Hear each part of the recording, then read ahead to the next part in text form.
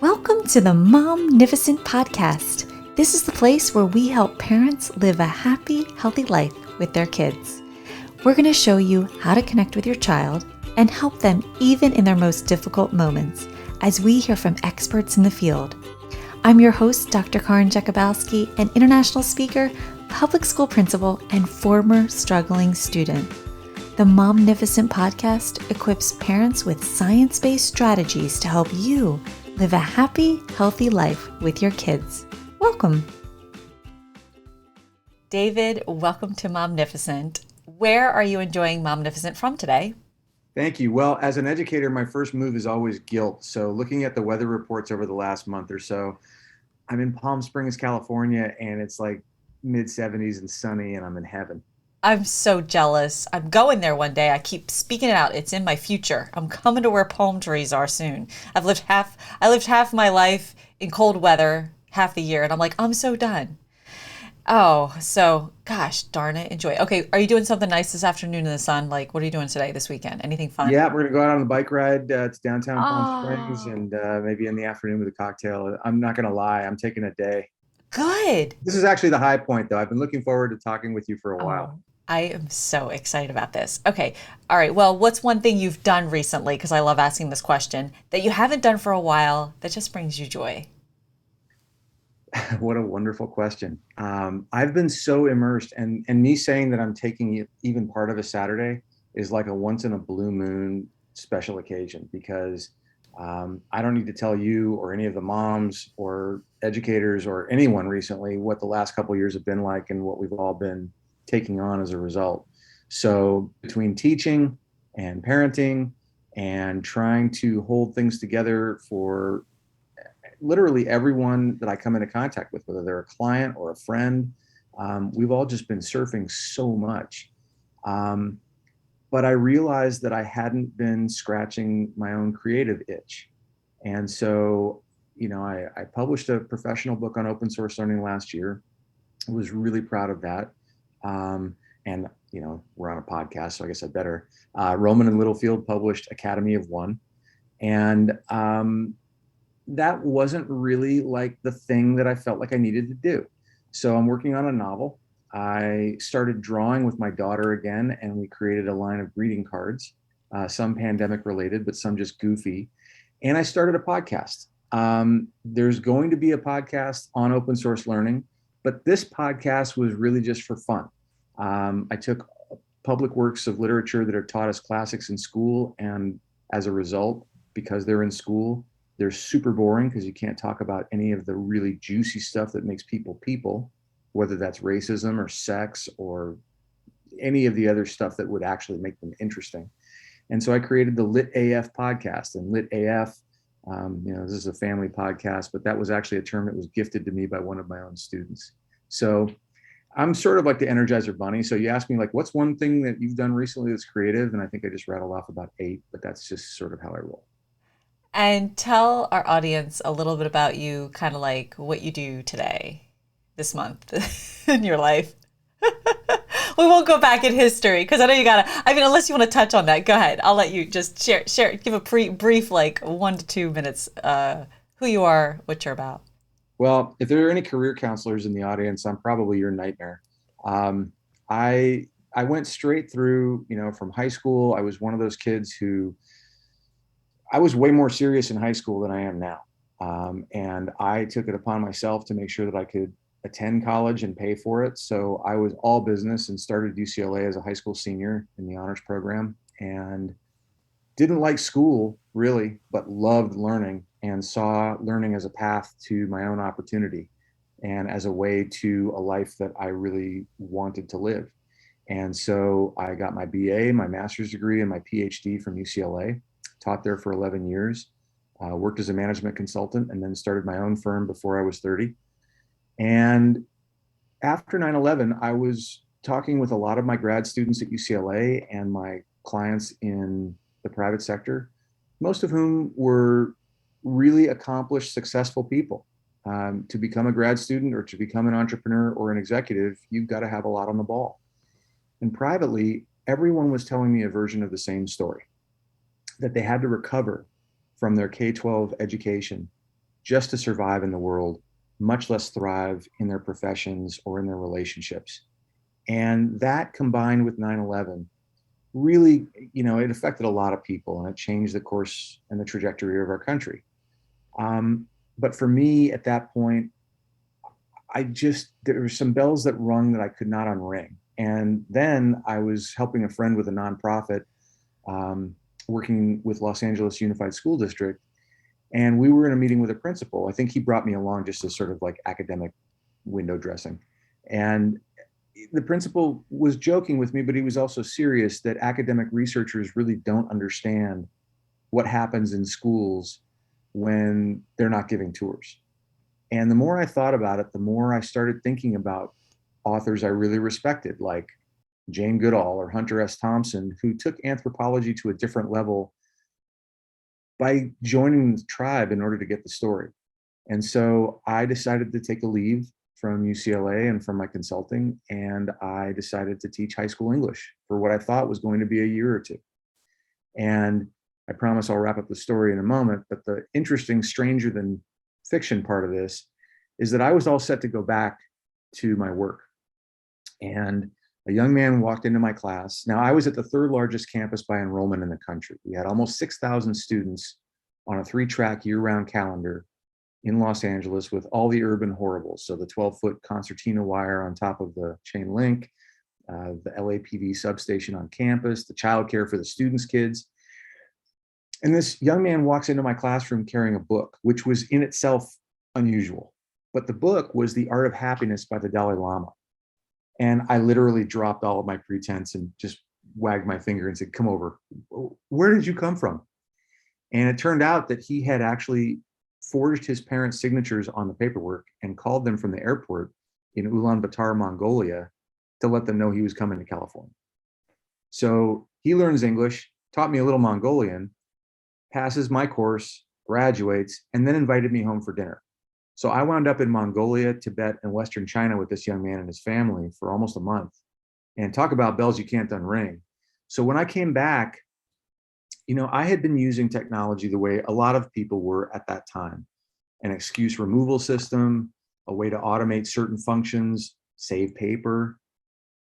But as I got further into the internet, and my own formal computer training ended in like the early 80s on a TRS-80 with like a cassette deck backup, right? I'm 52 years old. I knew nothing about what was emerging at that time in terms of Web 1.0, much less 2.0. But it didn't take a rocket scientist, at least it was natural to me, to see the collaborative potential for all of this, the curative potential for all of this. And I mean that in two ways. I mean restorative, like curative in terms of cure what ails you. You have access to everyone on the planet who knows what you want to know. You have access to all the creative tools that you could possibly imagine. But I also mean curative in the sense that we can curate, we can create portfolios, and people don't automatically land in creator roles. Those Apple commercials are delicious, but they're kind of a false promise. School effectively was crumpling up the computer age into a shape that looked like an electronic textbook. So between the Mongolia and Asian experience and my own thinking about technology, and I'm an English geek. I was an English geek way before I taught English. So technology is based on the old Greek root of techne, which doesn't mean tools. It means cleverness in using tools. So when I think about all the different ways, they say that the Bible is accurate if you throw it at someone at close range, all the different ways that you can use an object, and we weren't tapping even close. So I made a long story longer, but my path eventually landed me to teaching in a lot of different arenas, giving TED Talks, being a thought leader-ish kind of guy and all that. But more importantly, I still work with students and people who help them because we're still at sea. The pandemic just exacerbated and made manifest all of the things that we were suspicious of all along, whether that was the inequality of access or the inequality in treatment or all of this false dichotomy about face-to-face versus virtual. It's almost all PR, and it's very difficult to separate the learning from the noise. So in the rest of our conversation, now that I'll be quiet and finish my long-winded introduction, hopefully I'll be able to contribute to that for your listeners. I love that story. And I'm so glad you added that story of the student in Mongolia. And I'm gonna have to have you back on because there's so much more to that story that I would love people. I think people would really enjoy hearing. Here I'm like tearing up because it's so beautiful to talk to people because you don't always find people who have done something and done something so different than what they started in because they saw something that they were like, oh, okay, fine, let me experience that. All right, I will be boots on the ground and let's see what it's really like. And so when you went into that education system, when you went into that California school that you described, did you start teaching the curriculum as curriculum in our system in education is and was, and then did something shift at that point into what you're now going to talk about in the next questions about the open source learning, or did you start with that? I don't like jumping the gun, but you know what I'm trying to say. Like, did you teach? Did they give you a book and curriculum you had to use, or were you able to do your own thing? And then, because that's my question, like, what is your opinion of our education system? Mhm. There's a lot there, so let me try and pick that apart. Um, Thank you for that question, first of all, about how was it for me when I showed up, because you just brought me back to memories that I really haven't reflected on in a long time. We're talking, this is now 2004. And my very first impressions were having the conversation with the principal and then calling the school and finding that he had moved on. So initially, when he asked me to come teach, my first response, Oh, that principal who asked you to come had moved on? yeah. So he Oh. basically asked me to come teach. He said, you know what, I'll give you a position right now. And I thought, okay, cool. Now remember, my orientation at that point was consulting in the private sector. And when people say they're going to do something, they just do it. So I was like, hmm. At the same time, my own thinking, I'm going to say this, and I hope I'm not sorry later, but I feel like just being honest about it, because teaching is such a tricky profession. There is so much wonderfulness about that moment when you get to share with a person of any age, any kind of aha. It really is like it's better than any drug. Um, at the same time, we're all watching this slow moving dumpster fire of how teachers are treated in our culture, how they're compensated, how we are compensated, I should say. And so, with all of this turnover and all of these conditions, um, I wasn't expecting, but I wanted the real experience. So the first thing that happened was, here I am thinking, no, I don't want to teach. I get curious about a lot of things. I get curious when I'm sitting on an airliner about what would happen if I turned the red handle, but I'm not going to do it. Um, but then the more I thought about it, the more I thought, well, if I really want to understand and tell a different kind of story, and I was already annoyed with all of the quantitative research in education, because it's very difficult to talk about validity or reliability in a meaningful way when you're talking about such a unique temporary experience as learning. And I really wanted the qualitative experience. I wanted the story that surrounded all of this. So by the time I made up my mind, I said I'd call him in a couple of weeks. He had moved on. I got passed from, on hold to from person to person. Finally got in touch with somebody. But even though I had a master's and a doctorate, and even though I had been recognized in the congressional record for education and all this other stuff, none of it mattered. I applied to Los Angeles Unified School District as a, just an average anybody. And I'm proud to say that, because I had to earn my keep and prove myself in the same way as anybody else. And I have ever since. But what came up for me was, when I had to take all of these exams, and I had to do, like, I was supposed to go and do a teacher training program. And I've never been so proud as when I got a letter telling me that I had been expelled for failing to show up, because I just waited it out. I mean, I know how to play bureaucracy, for crying out loud. I was a consultant. But in that moment, even that like helped me understand why some students, because I didn't understand how anybody could fail. That's just not my nature. But I started to understand how students feel disenfranchised, devalued, and otherwise abused by a system that doesn't care about them, counts them so that it can make money internally.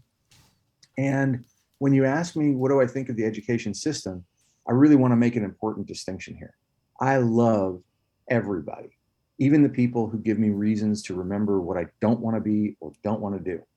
So when I think about the people in the education system and I think about all of the socialization that makes them them. You're like a friggin' unicorn. Most administrators I call stars because whatever light and heat you experience from them were generated a long time ago in a galaxy far away. Because since they had the good idea of, hey, this is what I'd like to do for a profession, they've had to go through how many curricula, how many tests, how many corrections to say, no, that's not how you say it. Let me acculturate you and make sure you say things this way because that's how we do it. And all the paperwork later to become an assistant principal, a dean, an assistant principal, a director, an assistant superintendent. By the time someone's a superintendent, it's a miracle they're putting sentences together that make any sense for people not in that bureaucracy. So I really do give them, I mean, it's a backhanded way of saying it, but I do give them a lot of credit. Our system was built for a time and a culture and an economy that simply no longer exists.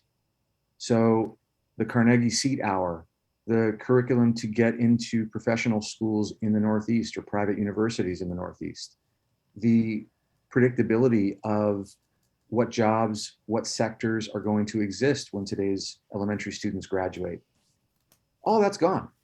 And so the social contract of, I know Mrs. Jones is a difficult personality, Billy, but if you just play the game, you'll be better off than your parents. Well, that doesn't exist anymore either. So now we're in a system where the information is suspect. The authority figures who know sometimes less about the culture and the tools that people use is suspect. The rift between teachers and parents and administrators has created, it's not only divided we fall, it's also breaking ranks in front of the troops. It's not supporting students in ways that they can feel any consistency in temperament or cohesiveness in approach. And when they don't see people disagreeing and sustaining relationships, we can't really expect them to understand how to express themselves or have an argument not as a conflict or a contest, but as a search for truth that can actually unify people and give them better information. So, long way around, today's education system may have been built for a long time ago, but today it's not meeting the needs of the people who need it most. And then when you stepped into that classroom in California, was that when you started playing around with this idea of this open source learning? I gave that name later. The day that I stepped into the classroom, I walked into what was a converted auto body shop. The students, and so all of that bureaucracy around getting the job and not getting told what I was going to get paid. My first paycheck, thank God I had been a consultant and had another job, because my first paycheck I didn't get for a month after I started working. And it was on the eve of Thanksgiving weekend, and it was for like $69.17. So like every part of this was awesome. So I mentioned that just because you can't really take those things apart. People like to have those conversations in different rooms, but they're all mixed together when you're talking about a person who's doing a job and providing for themselves or a family.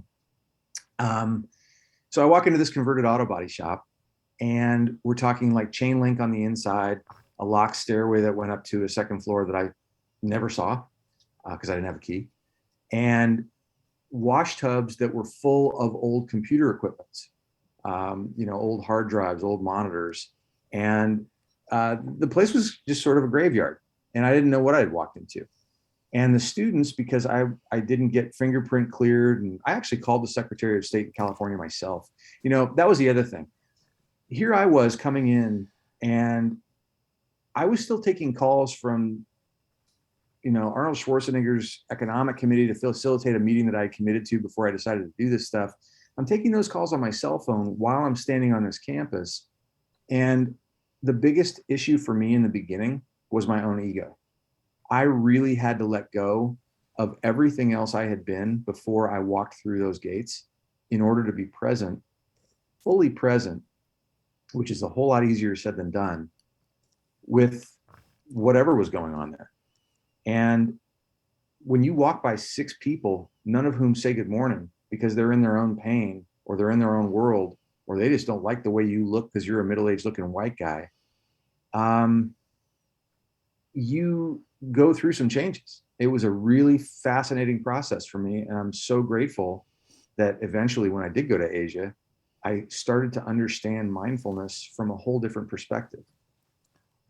Those first few weeks, so I walk in, the students, because I had taken so long to get fingerprints and all that stuff, they had been sitting there for a month and a half with substitute teachers.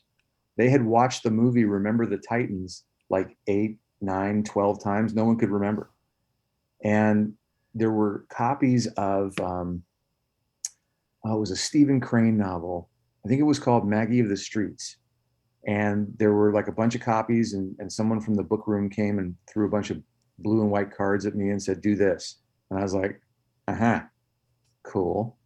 So I bought myself some time. That very first day, I started a practice of doing journaling at the beginning of class on a topic that I put on the whiteboard, just because I needed to buy some time. What was the class you were teaching? That was an American literature class, I think. It was a literature class of some kind. And I've literally taught from grades 9 through 12, English language learners to AP. In the state of California, if there's a course that I haven't taught in the English language, it's because it's newer than me. But I was the guy that people, once they realized that nothing was burning down in the rooms where I stood, I got everything that nobody else could handle. So whether it was the tragically bright on the AP end of the spectrum or the honors end of the spectrum, or whether it was, whatever. So I routinely had 3 or 4 preps a semester. And that's fun for me. Because, to answer the other part of your question, no, I didn't use a textbook. Most recently in my classrooms before the pandemic, I had one small bookcase to comply with the law that said there have to be access to textbooks. And I put a little sign on that said the museum of the way things used to be.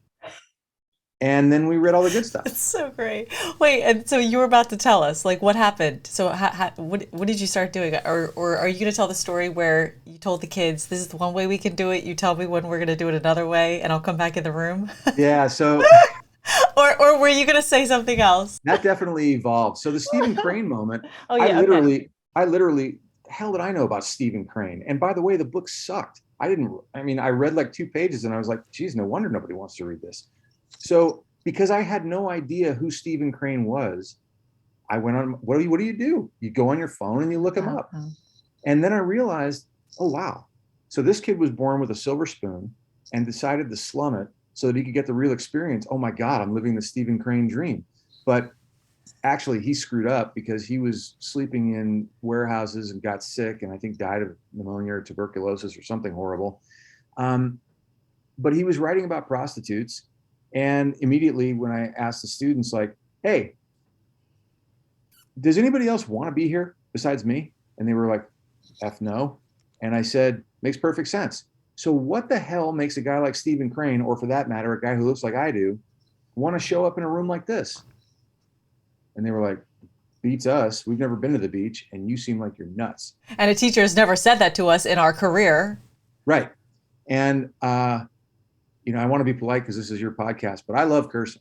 And I've got, I've probably made more friends, young and old, in my life because I'm half moron. Doesn't matter, I have a Ph.D. I just like being me out loud. And in that, there's reciprocity. So, yeah, who would want to be? You would have to be a psychopath to want to spend your days in a room that looked like that. So, how do we go about transforming this into a room where we like to live? And keep in mind that while I'm having these conversations in my first day or two, I'm listening to young people talk about the benefits of Hennessy versus whatever other rock gut they've been drinking. I'm listening to one of the first conversations I remember was a kid saying, you can't work when you're on welfare, and having those kinds of debates in the doorway. And while I'm listening to this stuff, in rolls Abraham Cabrera, who I'll never forget. He's no longer with us, but Abraham rolls in his wheelchair. He had muscular dystrophy, could only move his thumbs and his head. But he's got this huge jack-o'-lantern of a head with green hair. And his first question is, hey, mister, can we have a party? And it was like a 3-ring circus, as every teacher who spent a day in a classroom knows. You go through all of these pre-service programs and they take you through the sequential curriculum. They take you through the sequential, here's what you do, line up for the drinking fountain. Good luck. Nobody ever teaches you what it's really like and how to handle what really shows up that day. Right. So I'll finally get around to answering your question. What I did was I I looked at them and I said, we need to break stuff.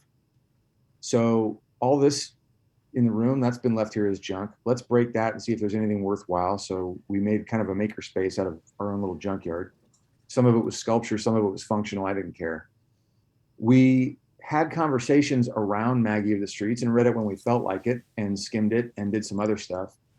But along the way, we started using the internet, as I mentioned earlier. And when I decided to continue after that trip to Asia, as opposed to just going back to kind of the land of the living, as I was thinking about it then, I realized that I needed to give the series of practices that I had begun some sort of a name.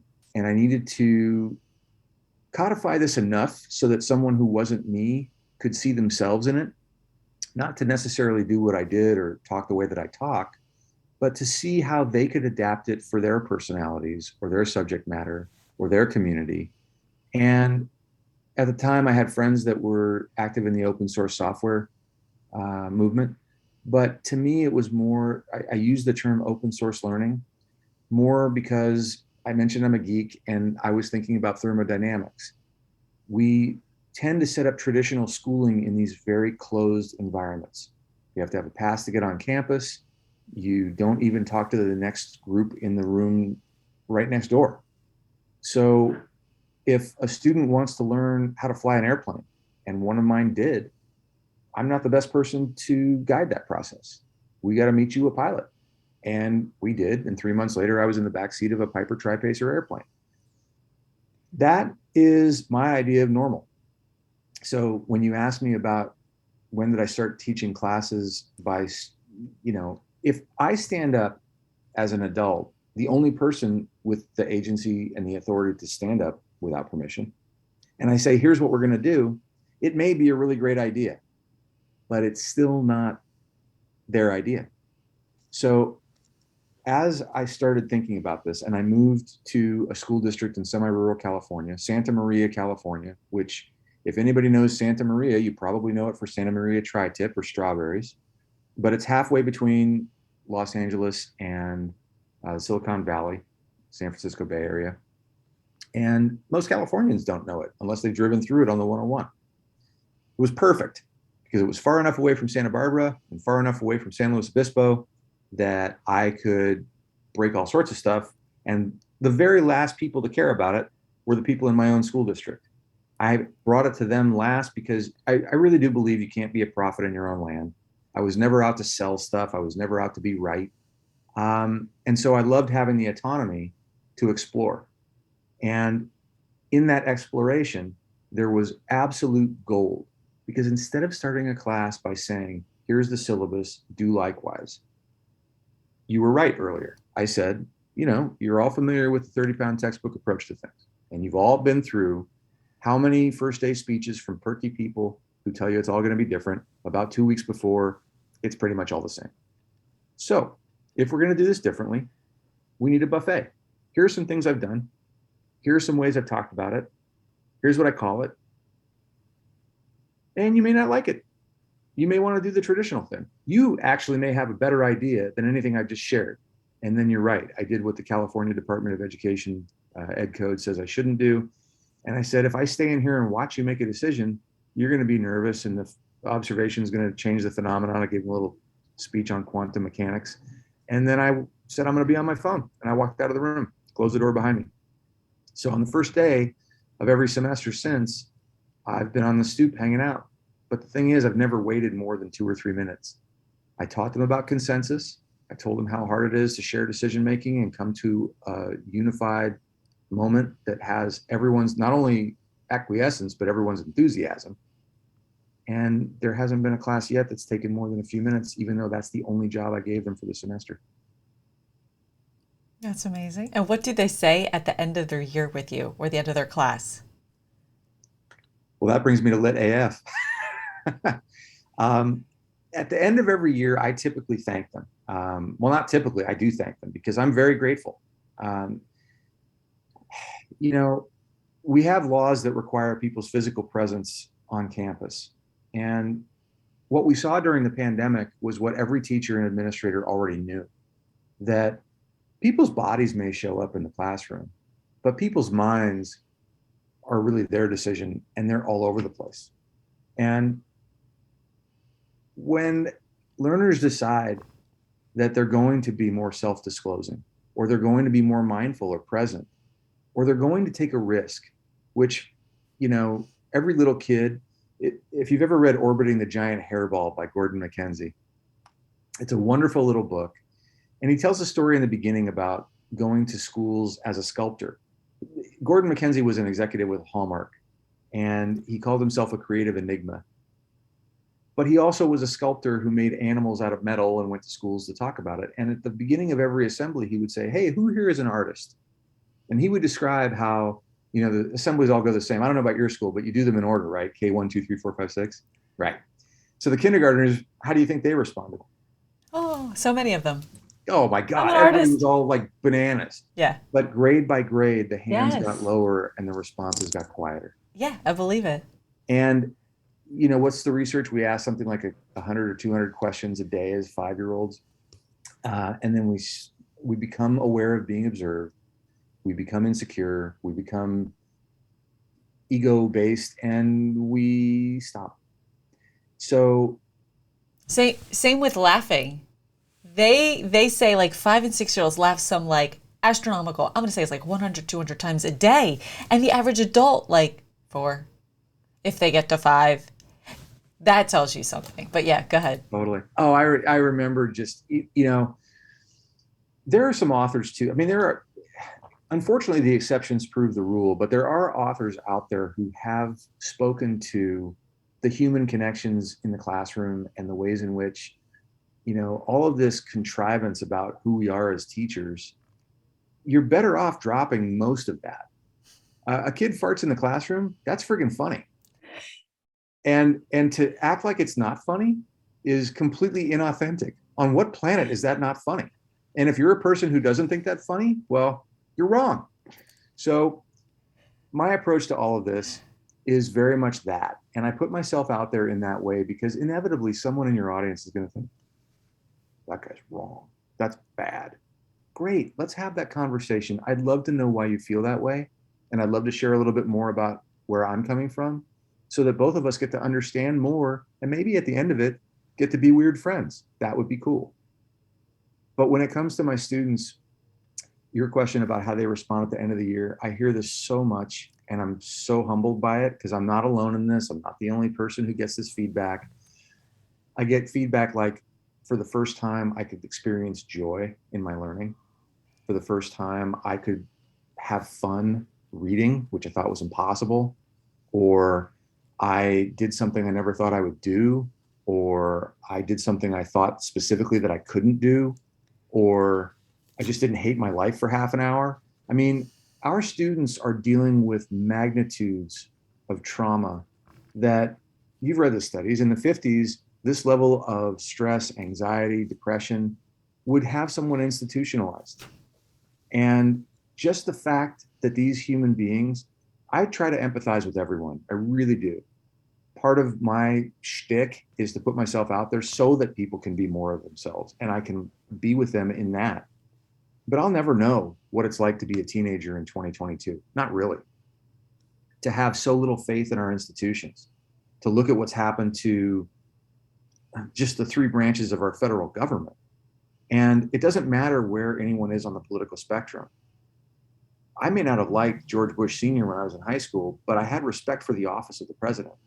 And I believed that no matter which party won a particular election, I had a blessing I didn't understand at the time. My mom grew up Democrat. My dad grew up Republican.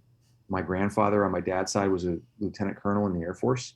And my mom was descended from people who fled the Holocaust in Germany. And so our dinner time conversations were models for people who lovingly disagreed. My dad grew up in San Francisco when he wasn't moving all over the place with the Air Force. My mom grew up in LA. So we even had Dodgers-Giants rivalry. And at the end of it, they still loved each other. So for my students, for anyone's students, for my own children, I've got 12 and a half, just over 16 and 23. And this is a time for all of us to learn our way through, not based on some arcane notion of sit still and raise your hand. The only place that we divide this life into a bell rings and you only think in chemistry, then another bell rings and you pack all your crap, navigate a crowded hallway, and then think in Spanish is school. Everything else is interdisciplinary. Everything else. And why we think we compartmentalize it for kids and think that's going to bring you out kids who are creative, innovative, problem solvers, thinkers on their own. Yeah. No. So here's the minute marker where I'm going to dive into open source learning, because what really got me wasn't the technology. What really got me were things like, there's a wonderful book called The Medici Effect. I mean, these things are documented, but when you look at any problem, any question from an interdisciplinary perspective, life gets not only richer, but the solutions become actually more valuable. The Medici family put people together from different expertises and fields and walks of life because they understood this and they profited by it. So if I look at a cup of tea, I'm looking at ceramics, botany, fluid mechanics, the history of colonialism, every single possible topic you could throw at me. We could align with anything in the curriculum plus a lot. So I started thinking, in the 20th century, we had Waldorf and Montessori and Reggio Emilia. Wherever you think about these things, or if you're an academic rigorist, we had alternatives that pointed to a learner's ability to construct meaning. We don't have anything like that widespread at this point. And we have the single most robust communications revolution in the history of this species. We're living it right now. And because so many of us don't understand it, 50 years plus after the invention and the development of the internet, at my alma mater, among other places, we don't have any national awareness campaign, much less a curriculum. And so we are left to our own devices, just as we are when it comes to relationships or sex or anything else that creates a $13 billion self-help industry in this country. So the fact that we're all pointing and clicking, and this technology has now influenced our views on everything from our banking to our dating lives to our politics, I think it's an emergency. We are at a point now where we need to ask learners questions about what matters to them. And if they need physics, they're going to get better anyway if they care about skateboarding and it matters because it's relevant. So, pardon the, I forgot the question you started me off on that, but interdisciplinary thinking is absolutely at the core of everything I do. So what would you say in layman's terms, in a short, brief definition of what open source learning is?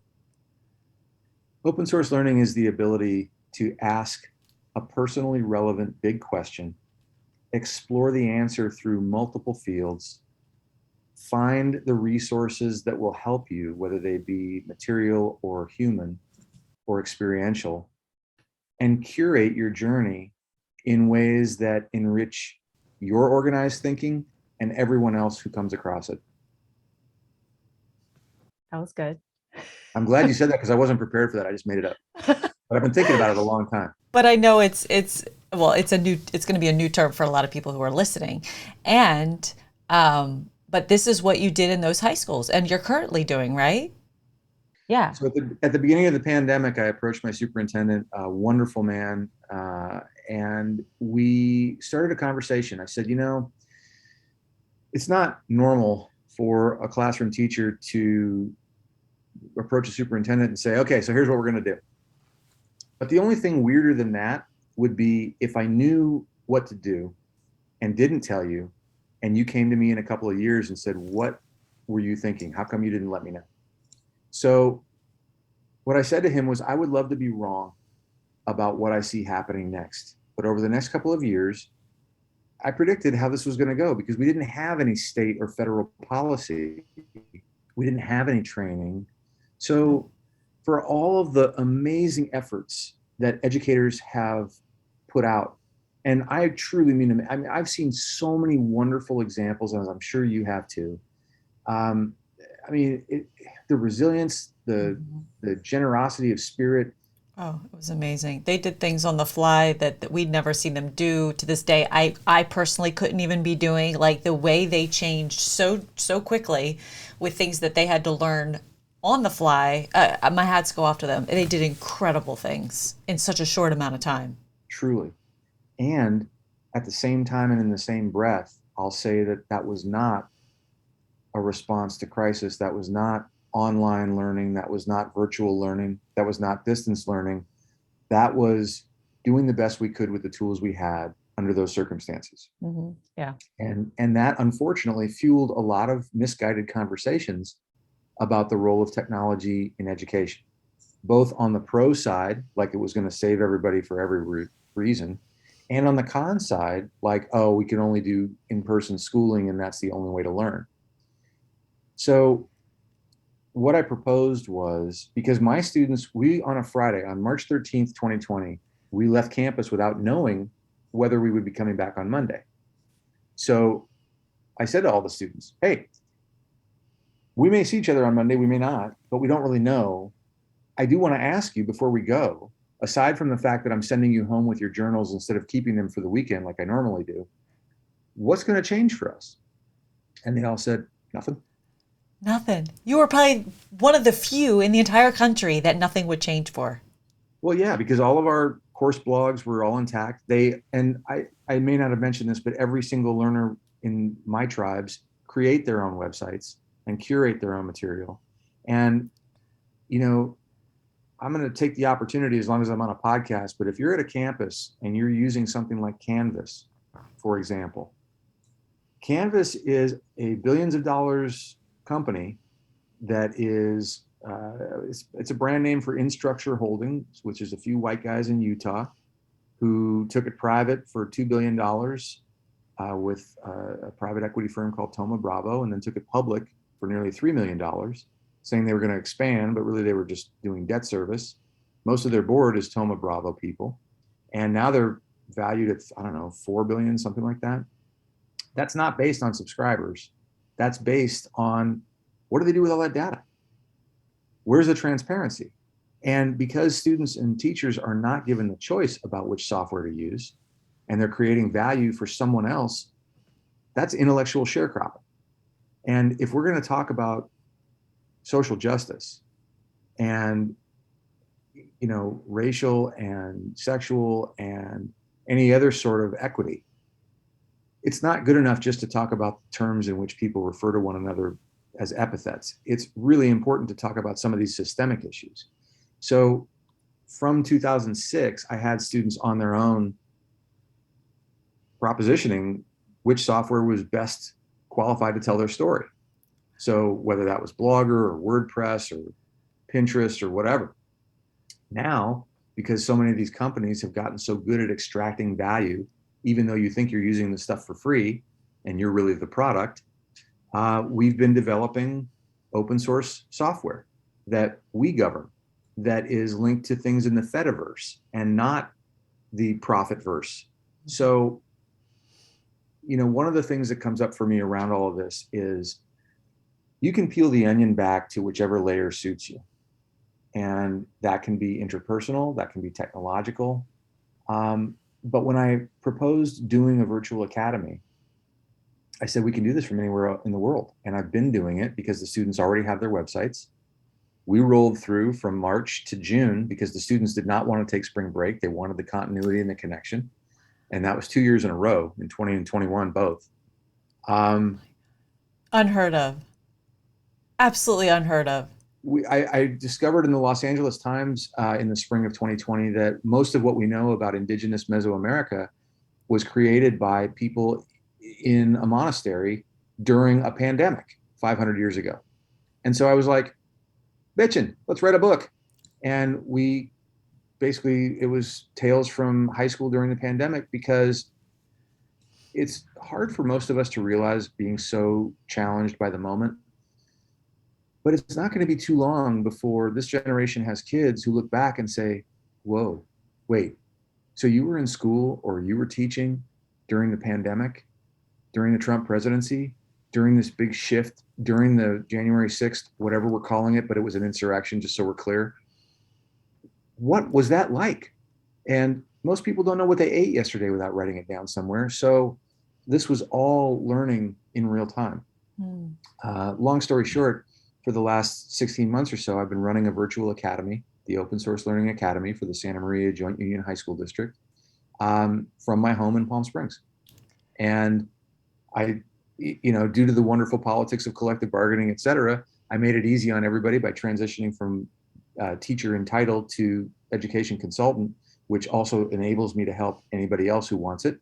But this is a model now that can be replicated, and I'm giving it away because I really believe that post-pandemic, and we're getting to a point where more people are thinking their way toward what happens next, rightly so. But high school and middle school were never optimal places for learning. Look at the dropout rate. We can't even get them to stay in, let alone like what they're doing when they're there. Yeah. And they are a viable alternative. I don't believe in throwing the baby out with the bathwater. I mean, look at the real estate, the gyms, the labs. We've got a lot of infrastructure that is, and people who care. And there's a lot of good in that. So I don't want anyone to misunderstand me. It's not all good or all bad. But there are a lot of people who simply were not being served. Their needs were not being met. So it could have been physical, it could have been mental well-being, it could have been bullying, it could have been any one of a number, family obligations, working schedules. We now have the capacity to flex and meet people on their fields in ways that not only support their learning, but also create the kinds of bonds that every school vision statement pretends to aspire to. So true. Oh my Right? gosh. You're You know, absolutely right. we have a safe campus. No, you don't. We prepare people for 21st century learning. Nah. We support all kids. Yeah. All kids learn. Let's try to have them all show up first. Yeah. So this, yeah, go ahead. Yeah, well, I was just going to say it's easy to throw stones. Yeah. And that's why I continue to do the work, because I don't ever want to be a person who, it's so easy to be a critic. It is. And I yell at my TV as much as anybody else. But I also believe in putting ourselves out there because that's my integrity. So I make my mistakes out loud. I make my course comments out loud because that's part of what I'm trying to create for people. If we don't have, if you have a lockstep environment where people are behaving uniformly, you're not going to know. I would much rather somebody say the N-word than, and follow me on this because that's a loaded comment, but I would much rather someone say it out loud than have it in mind and say the polite thing. Or say it behind people's backs, or say it when no one's listening and it's happening, but then it's not open and you think everything is one way and it's not. Yeah, the greatest impact, I used to teach First Amendment law at UCLA, and one of the things that struck me the most about the First Amendment, my favorite reason for the First Amendment, isn't freedom of expression or the press or religion or assembly. My favorite reason for the First Amendment is because it makes people comfortable to reveal themselves for who they truly are. And if they're a person who at heart has racist beliefs or sexist beliefs or intolerance of any kind or ignorance of any kind, what a wonderful opportunity for a conversation to help inform each other and lift each other up and get better. And I really do come to this from that spirit.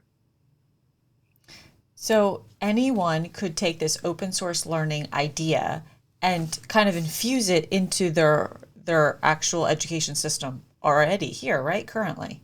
Yep. But have you seen it done at the elementary level yet? Yeah, I have in small groups and in classes. So every campus has at least a couple teachers who don't put a bullseye on themselves at faculty meetings. All they do is go into their classrooms and make magic. And shut the door. And at times, you are the only one in there with your kids. Right. And so think of it this way, open source learning, and I say this with Zolzaya Dan Dinstern was the young man who invited me to Mongolia, and I'll never forget him. But one of the things that I learned about Buddhism is that it can coexist with anything. You can be a Buddhist and a Catholic, a Buddhist and a Zoroastrian, a Buddhist and a Jew, whatever your flavors. So open source learning is something that can be practiced even in an environment that is completely traditional and strict about it. So imagine that you're in an algebra class with a pedantic, old school academic rigor. This is the way it's done, and you must think this way. And I'll tell you why I hate math stories some other time, but Because of the teacher. It was the teacher, wasn't it? it was my seventh grade teacher, Mrs. Fott. If she's still alive and she hears this, I hate you. And my reason is super simple. I got 100% on tests, and she accused me of cheating and brought me in at lunch and made me leave all my things at the door and gave me her own problems. And I did the problems. 5 minutes later, had them all right, didn't show my work. She accused me of cheating again, as if that were somehow physically possible, just because I wasn't thinking about it the way she wanted me to think about it. Now, look, I don't really. Or show the work like she wanted you to show. Right. So as an adult, I can empathize with, I mean, I hope she was doing what she thought was a good idea. I'm sure she was. But mandating how a person thinks is not a question of helping them. That's a question of controlling them. And I was right to resist that. I'm super happy with my decision, it's 40 years ago. But when I think about a teacher like that in today's classroom, so Karin walks in and that class says, to succeed in this class, you must do likewise, and there is no choice about it. Well, you can still have your own lived experience of that learning, and you can still create a website, and you can still reach out for additional perspectives or people, and you can still curate that in a way that contributes value to someone else's understanding. And you can still trade on that value for job opportunities or admissions or scholarships. So to me, the value in this, and I'm going to head off your next question, I'm imagining, because I was going to do a fancy landing page for this, and I was going to have like a super cool, for Karin's listeners, here's your guide to whatever. And rather than just doing like an email marketing campaign around this podcast, your listeners can send me an email and I'll send them free answers to help them set things up and resources to set things up. Whether it's, I had a friend who's a Silicon Valley executive who a few months back said, hey, look, I never thought about it this way, but can we do open source learning as a personal path for me because I really want to get expert in Web3? And I said, sure. And we set it up for him personally. So whether you're a person who is on a learning journey, whether you are a parent who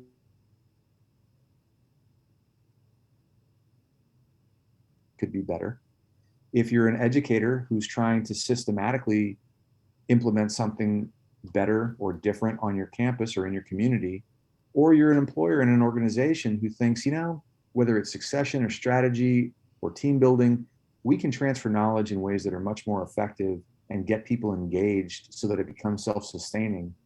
Yeah, we can do that. And everybody listening to this can just email me at david@davidpreston.net, or just go to my website and hit the contact form, and I'll be happy to answer. Mention Karin's name though. Thank you, David. And I will put that information in the description notes of this episode.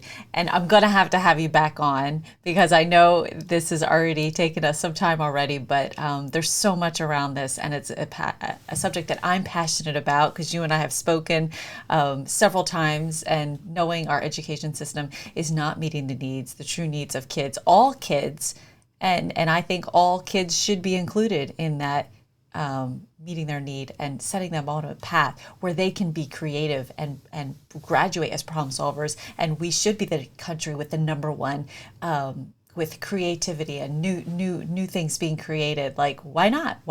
We should be able to get back there. And that's what just fires me up and excites me. So thank you so much for your time, and I look forward to seeing you again soon. Karin, I always love talking to you. I love the energy that you bring to all of this. I imagine the people at your school feel just as lucky, and I'm super excited to hear about your life coaching and all the directions you're taking this. So thank you very much for having me. Hey there, it's Karin. I hope that you're enjoying the show. And by the way, if you're a mom who wants to learn how to help your child when they're struggling behaviorally or facing challenges in school, get started today by getting my free short video course, 3 Steps to Happy Healthy Kids, at www.educationalimpactacademy.com/free video. If you're new here or you haven't done this yet, this is definitely the first step to get started in learning how to have a happy, healthy life with your kids. So head on over to www.educationalimpactacademy.com/free video and grab your free gift today.